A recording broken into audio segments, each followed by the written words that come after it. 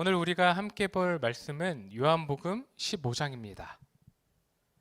15장 1절부터 8절의 말씀입니다. 다 찾으신 줄 알고 함께 합독하도록 하겠습니다. 나는 참 포도나무요 내 아버지는 농부라. 무릇 내게 붙어 있어 열매를 맺지 아니하는 가지는 아버지께서 그것을 제거해 버리시고, 무릇 열매를 맺는 가지는 더 열매를 맺게 하려 하여 그것을 깨끗하게 하시느니라. 너희는 내가 일러준 말로 이미 깨끗하여졌으니 내 안에 거하라. 나도 너희 안에 거하리라. 가지가 포도나무에 붙어 있지 아니하면 스스로 열매를 맺을 수 없음 같이 너희도 내 안에 있지 아니하면 그러하리라. 나는 포도나무요 너희는 가지라. 그가 내 안에 내가 그 안에 거하면 사람이 열매를 많이 맺나니 나를 떠나서는 너희가 아무것도 할 수 없음이라. 사람이 내 안에 거하지 아니하면 가지처럼 밖에 버려져 마르나니 사람들이 그것을 모아다가 불에 던져 사르느니라. 너희가 내 안에 거하고 내 말이 너희 안에 거하면 무엇이든지 원하는 대로 구하라. 그리하면 이루리라. 너희가 열매를 많이 맺으면 내 아버지께서 영광을 받으실 것이요 너희는 내 제자가 되리라. 아멘. 본문 말씀을 가지고 좋은 열매를 맺으려면 이라는 제목으로 함께 은혜 누리길 원합니다. 여러분들은 혹시 과일 좋아하십니까? 다 좋아하신가 봐요. 어떤 과일 좋아하십니까? 참외 좋아하시고요. 네, 망고 좋아하시고요. 딸기, 네, 수박 좋아하시고요. 하이리는 뭐 좋아합니까? 그래요. 네, 이렇게 사람들은 과일을 좋아합니다. 그래서 과일을 좋아하시는 어떤 분들은 이렇게 이야기해요. 제가 식사를 안 해도 과일은 꼭 먹어야 합니다. 이렇게 생각하시는 분 계십니까? 그죠? 네. 네, 사실 저는 과일을 별로 좋아하지 않습니다. 그래서 이 말이 공감이 되지 않습니다. 저는 과일이 없어서 고기만 있으면 됩니다. 저는 그 말과 상관이 없죠. 그러나 저희 가족들은 과일을 참 좋아합니다. 그래서 때로 저에게 과일을 사다 달라고 부탁합니다. 근데 제가 한번 과일을 사가고 나서부터 저한테 다시는 그런 부탁을 하지 않습니다. 그래서 저는 그런 부탁을, 과일을 사다 달라는 부탁을 받고 마트에 가서 과일을 고르는 것입니다. 저는 과일을 미리 먹어보지 않고 외관이 어느 정도 괜찮으면 과일이구나, 그리고 가격을 보고 사는 거죠. 그리고 가격이 저렴하고 양이 많으면 삽니다. 세일한다 그러면 삽니다. 언제 한번 가족의 부탁을 받고 딸기를 사다 달라고, 아마 겨울이었던 것 같아요. 딸기를 사다 달라고 해서 제가 혼자 마트에 갔습니다. 그런데 딸기가 세일하는 거예요. 딸기를 보니까 겉모습도 괜찮아 보이고 세일도 하고 특히 가격이 너무나 저렴해서 많이 샀습니다. 그래서 집에 갔죠. 그래서 사갔는데 그 딸기를 먹어보니까 맛이 있을까요, 없을까요? 네, 옛말에 싼 게 비지떡이라고 싸게 파는 데는 이유가 있더라고요. 맛이 없어서 아내하고 딸에게 핀잔을 들었습니다. 아빠는 맛없는 과일 사왔다고 그렇게 그랬었죠. 과일도 맛에 편차가 있더라고요. 나중에 보니까 제가 산 딸기가 그 물딸기라고 하더라고요. 시기가 지나고 또 한번 얼었었던 딸기라서 이 딸기의 향도 없고 당도도 없는 딸기였습니다. 그 이후로 저희 가족에게 제가 딸기나 과일을 사진 않습니다. 아마 지구상의 모든 동물들 가운데서 사람처럼 이렇게 맛을 미묘하게 감찰하는 동물이 있을까 싶습니다. 여러분도 당도가 높거나 향이 좋은 열매나 과일을 좋아하실 거라 생각합니다. 그냥 과일을 좋아하시진 않으실 것 같습니다. 그런데 사람도 마찬가지인 것 같습니다. 사람도 살아가면서 열매를 맺습니다. 이게 나무나 식물이 아니지만 열매를 맺어갑니다. 자신이 속한 공동체, 가정이든 만나는 사람의 그 관계 가운데 딸기처럼 향기를 내기도 하고요. 관계 속에서 달콤함을 전해주기도 합니다. 과일만이 열매가 아니라 사람 또한 열매다 말씀드리는 것입니다. 때로는 삶을 살아가면서 내 인생의 열매는 무엇일까 생각해 봤을 때 자녀가 열매라 느껴질 때도 있습니다. 내가 지금까지 살아왔던 그 인생의 역경들과 이루었던 업적들이 열매라 느껴질 때도 있습니다. 그렇다면 우리는 신앙인으로서 그 열매를, 어떠한 열매를 이루며 살아가야 할까요? 신앙인으로 어떻게 그냥 그저 그런 열매가 아니라, 단물이 빠져버린 열매가 아니라 당도가 높고 알이 좋은 열매를 맺으며 살아가야 할까요? 제가 과일을 좋아하진 않지만 두리안은 좋아합니다. 제가 옛날에 선교 갔다 오면서 동남아에서 먹었던 그 두리안의 맛을 잊지 못합니다. 냄새는 나지만 그 과일의 황제라고 불리우는 그 두리안의 맛을 아직 제 혀는 가지고 있습니다. 그러한 과일처럼 겉모습은 투박하지만 맛이 좋은 그런 그리스도인이 되어야 되는지 한번 스스로 생각해 봐야 합니다. 본문을 통해 우리는 어떻게 좋은 열매를 맺어야 하는지 함께 살펴보길 원합니다. 성경은 먼저 우리에게 권면합니다. 이렇게 권면합니다. 함께 읽어보도록 하겠습니다. 좋은 열매를 맺어야 한다. 신앙인이라면 좋은 열매를 맺어야 한다라는 것입니다. 인생을 살아가면서 좋은 사람으로 살아가는 것에 그치지 말고 그리스도의 열매를 맺는 인생이 되어야 한다. 오늘의 본문은 말하고 있습니다. 먼저 말씀을 시작하면서 예수님은요, 비유를 통해 말씀하시죠. 내가 누구인지, 그리고 제자들 너희는 어떠한 정체성을 가져야 되는지 말씀으로 이야기하십니다. 흔히 우리가 에고 에이미, 나는 무엇이다, 하나님께서 자신을 드러내는 대표적인 말씀입니다. 예수님은 이렇게 말씀하시죠. 예수님은 자신을 참 포도나무, 진짜 포도나무, 알이 찬 포도나무라 말씀하십니다. 그리고 하나님을 농부라 말씀하시죠. 그리고 앞에서 이야기를 듣고 있는 제자들에게는 너희들은 그 안에 열매를 맺는 가지라 말씀하십니다. 다시 한번 종합해 보면 제자들은요, 열매를 맺는 가지이고요, 예수님은 그 근간의 중심이 되어 주시는 포도나무라 말씀하시는 것입니다. 그리고 마지막으로 하나님은 모든 밭을 관장하여 주시는 농부라 말씀하시는 것이죠. 그렇다면 우리는 이 방금 말씀드린 역할 중에 어떠한 역할일까요? 농부일까요? 포도나무일까요? 열매 맺는 가지일까요? 시험 아닙니다. 열매 맺는 가지입니다. 맞습니다. 제자들에게 너희는 열매 맺는 가지다라고 말씀하셨던 것처럼 오늘을 또한 예수님을 믿으며 살아가는 우리는 삶 가운데 열매를 맺어야 한다는 것입니다. 제자들처럼 우리 또한 사명을 받은 자로 각자의 삶의 자리 가운데, 봉사와 헌신의 자리 가운데 열매를 맺어야 한다. 오늘의 본문은 말하고 있습니다. 그런데 오늘 본문 보니까 문제가 있습니다. 아주 큰 문제예요. 어떠한 문제냐면요, 열매를 맺지 못하는 문제입니다. 함께 읽어보겠습니다. 시작. 가지에 붙어 있어도 열매를 맺지 못한다. 아주 큰 문제죠. 그 포도나무이신 예수님께 붙어 있는데 가지에서 열매가 나지 않는다 말하는 것입니다. 2절 같이 읽어보도록 하겠습니다.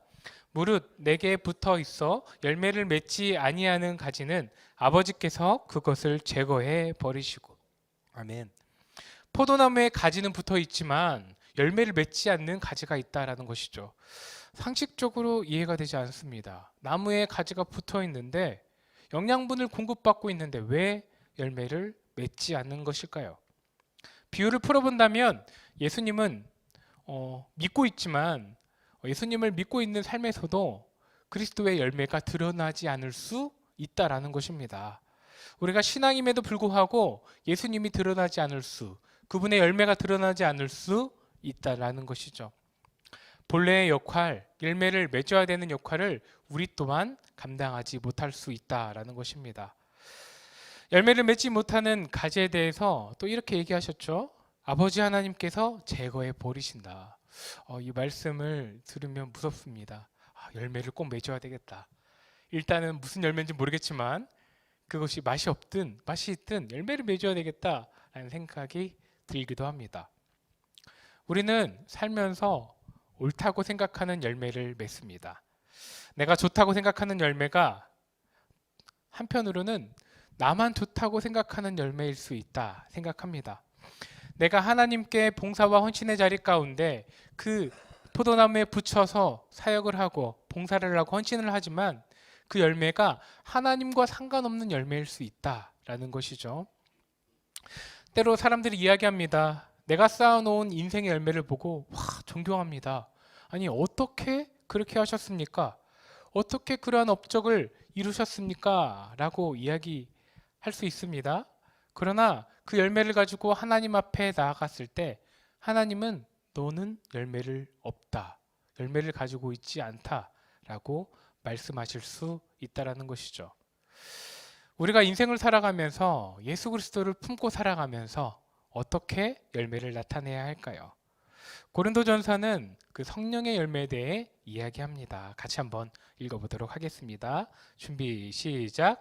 오직 성령의 열매는 사랑과 희락과 화평과 오래 참음과 자비와 양성과 충성과 온유와 절제니 이 같은 것을 금지할 법이 없느니라. 아멘. 고린도전서는 이야기합니다. 예수 그리스도로부터 성령을 받고 성령을 품고 살아가는 우리는 육체의 정욕과 같은 투기와 시기와 질투, 술 취함과 방탕함이 아니라 이렇게 사랑과 희락, 화평, 오래 참음, 자비, 양성, 충성, 온유, 절제가 우리의 삶에서 드러난다라는 것입니다. 이것이 그리스도인이 가져야 드러내야 하는 열매인 것입니다. 사실 엄밀히 말하면요, 이런 것이 있기 때문에 그것이 그리스도인의 열매다라는 것이 아니라 이러한 것들은요, 바로 예수님의 성품을 의미합니다. 우리가 삶에서 진정으로 드러나야 될 것은 예수님의 성품이다. 성품임을 말하는 것이죠. 예수님의 성품, 그분의 마음이 우리의 삶 가운데, 오늘 가운데, 이 시간 가운데 있어야 한다는 것입니다. 여러분은 어떻습니까? 이러한 열매가 우리의 삶에서 드러나고 계십니까? 어떠십니까? 사랑과 희락과 화평, 이러한 것들이 우리의 삶에서 달콤하게 풍겨져 가고 있습니까? 예수님이 말씀하신 가지는 붙어 있으나 열매가 없었다. 이것은요, 예수님에 대한 참된 믿음이 없었음을 이야기하는 것입니다. 형식적인 믿음을 가지고 살아가는 신앙인에 대해 말하는 것이죠. 예수님에 대한 첫 믿음은 있었으나 세상을 살아가며 사랑은 미지근해 버리고 하나님에 대한 사랑은 떨어져 버리고 예배를 드려도 감동이 없고 삶에서 예수님의 능력은 드러나지 않아 힘든 상황, 힘든 신앙인, 때로는 내가 힘들고 하나님과 멀어졌다는 것을 인지하지 못하는 신앙인에게 말하는 것입니다. 그것이 가지가 붙어 있으나 예배는 드리나 감동을 누리지 못하는 우리의 모습인 것입니다. 이렇게 가지는 포도나무에 붙어 있지만 열매를 맺지 않는 모습이 우리의 모습은 아닌가 스스로를 점검해 보아야 합니다. 하나님께서 우리를 보시고 누구누구야, 너의 오늘의 열매는 어떻게 나타냈니? 오늘을 살아가면서 나의 형상은 어떻게 드러냈니? 너의 열매는 무엇이니? 나의 마음을 어떻게 세상에서 이루고 살아갔니? 물어보았을 때 우리는 무엇이라 대답할 수 있을까요? 하나님, 오늘은 제가 바빠서 드릴 열매가 없습니다. 죄송하게도 불구하고 내일 제가 2배로 그 열매, 하나님의 형상과 하나님의 모습을 나타내겠습니다. 라고 이야기해야 될까요? 때로는 내가 드러내려고 하는 그 열매들이 나에게 우상이 되기도 합니다. 겸손하게 누군가 집사님 굉장합니다. 봉사와 헌신이 너무나 아름답습니다. 또 저에게도 이번에 너무 잘 됐습니다. 성령 충만했습니다. 라고 은혜 받았습니다. 라고 이야기할 때 제 안에서도 우상이 될 수 있습니다. 제가 좀 겸손하게 표현은 하지만 내 안에 자만심과 내 안에 교만이 들어왔을 때는 그것 또한 우상이 되어버리는 것입니다. 하나님의 일이 우상이 될 때도 있다라는 것이죠. 그러한 사람에게 마태복음 6장에서는 이미 예수님은 이야기하십니다. 너의 상은 이미 받았다. 너의 교만함, 너의 자만함이 이미 너의 상이 되어 너는 만족하였다. 이야기하여 주시는 것이죠. 하나님이 열매로 인정하시는 그 좋은 열매는 바로 보이기에만 좋은 열매가 아니라 우리의 마음 가운데 하나님이 함께하여 주심으로 하나님의 형상과 모습이 드러나는 것입니다. 내가 이룬 업적, 내가 이룬 다른 것들이 아니라 나의 마음과 나의 상황 가운데 드러나는 예수님이 좋은 열매인 것입니다. 그러므로 본문은 말합니다. 좋은 그리스도의 열매를 드러내기 위해 이것이 꼭 필요하다. 이것이 필수적이다. 라고 이야기합니다. 같이 한번 읽어보도록 하겠습니다. 준비, 시작. 예수님 안에 거함으로 열매를 나타내야 한다. 다시 한번 읽어볼까요? 준비, 시작. 예수님 안에 거함으로 열매를 나타내야 한다. 아멘. 반대로 예수님은 어떠한 열매인지를 말씀하시지 않고 이것만이 필요하다. 예수님 안에 거해야 된다. 너가 나타내는 열매의 어떤 모양이 중요한 것이 아니라 예수님 안에 거함으로 나오는 열매가 중요하다는 것을 말씀하십니다. 나와 함께 열매를 만들어가자 말씀하시는 것이죠. 4절을 함께 읽어보도록 하겠습니다. 준비, 시작. 내 안에 거하라. 나도 너희 안에 거하리라. 가지가 포도나무에 붙어 있지 아니하면 스스로 열매를 맺을 수 없음같이 너희도 내 안에 있지 아니하면 그러하리라. 아멘. 예수님은 말씀하십니다. 열매는 스스로 만들어내는 게 아니야. 네가 스스로 만들어내다 보면 다른 열매들이 나올 거야. 예수님 안에 거함으로 그분과 접합함으로 만들어가는 열매를 네가 하나님께 드려야 돼 라고 말씀하시는 것이죠. 열매를 스스로 만들어내면 나오는 열매는 육신의 열매일 수밖에 없습니다. 그 시작이 어떠한 모습이든지 사람 안에 죄성이 있기 때문에 하나님 없이 살아갈 수 없는 존재이기 때문에 우리 안에 시기와 질투, 투기, 방탕한 것, 욕심밖에 열매로 드러날 수밖에 없는 것입니다. 참 아이러니합니다. 선한 것으로 시작해도 그 끝이 좋지 않은 것임입니다. 스스로나 나에게서부터 시작한 열매는 결국 정욕의 열매로 드러날 수밖에 없기 때문에 그 결과가 좋지 않습니다. 왜냐하면 내가 시작했기 때문에. 신약의 말씀을 보면 이 사람이 나옵니다. 세상을 사랑하여 바울을 버리고 세상으로 떠나버린 사람이 있죠. 누구입니까? 데마입니다. 맞습니다. 그 데마가 처음부터 선한 일을 시작하였지만 그 끝이 안 좋았던 이유는 무엇입니까? 그 중심에 하나님이 없었기 때문에, 예수 그리스도를 통하여 살아가려는 마음이 없었기 때문에 변절된 것이죠. 마찬가지입니다. 우리의 열매도 그 시작이 우리 스스로가 시작되었다면 어떠한 모습으로 시작되었든지 선한 모습이라고 해도 하나님 없이는 그 끝이 정욕과 좋지 않을 수밖에 없는 것입니다. 그러므로 우리는요, 예수님 안에 거해야 합니다. 그렇다면 이제 본론입니다. 예수님 안에 거하여 살아간다는 것이 무엇일까요? 예수님 안에서 살아간다는 것이 무엇일까요? 이렇게 말씀을 읽으면서 결론적으로 본다면 예수님이 말씀하여 주신 그 열매는 중요하지 않습니다. 본문이 남는 것은 예수님 안에 살아가라는 것입니다. 예수님 안에 거하여 살아간다는 것은요, 하나님을 관습적으로 대하지 않는 것입니다. 참된 믿음으로 하루하루를 살아간다는 것입니다. 생명의 원천이신 그리스도께 붙들림 바 되어 살아가는 것입니다. 그러므로 오늘 내가 하나님의 마음, 하나님의 형상을 따라 하나님의 인도하여 주심을 따라 살아가는 것입니다. 그러므로부터 나오는 모든 것들, 나의 안에 거함으로부터 하나님 안에 거함으로부터 나오는 봉사와 헌신, 가정과 삶의 자리에서 나오는 모든 것들이 우리의 열매가 되는 것입니다. 2절 하반절 같이 한번 읽어보도록 하겠습니다. 준비, 시작. 무릇 열매를 맺는 가지는 더 열매를 맺게 하려 하여 그것을 깨끗하게 하시느니라. 그렇습니다.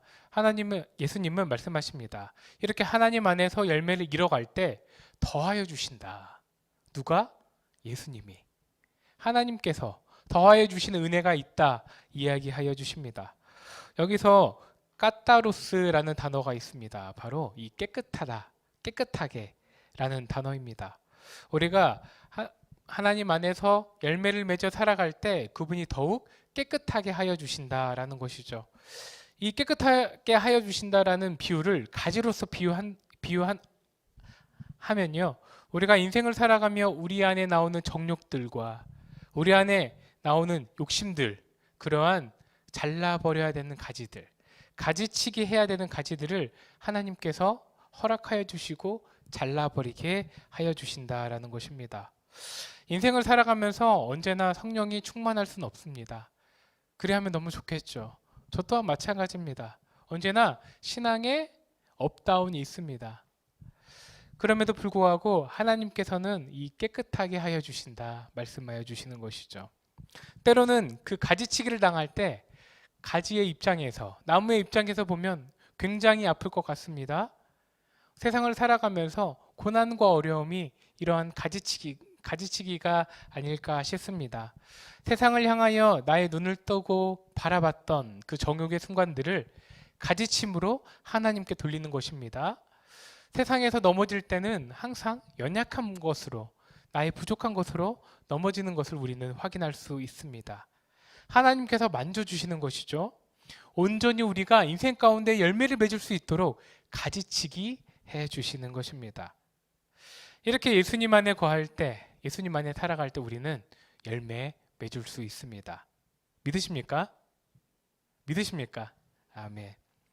우리는 하나님의 마음에 따른 열매를 낼 수 있다는 것입니다.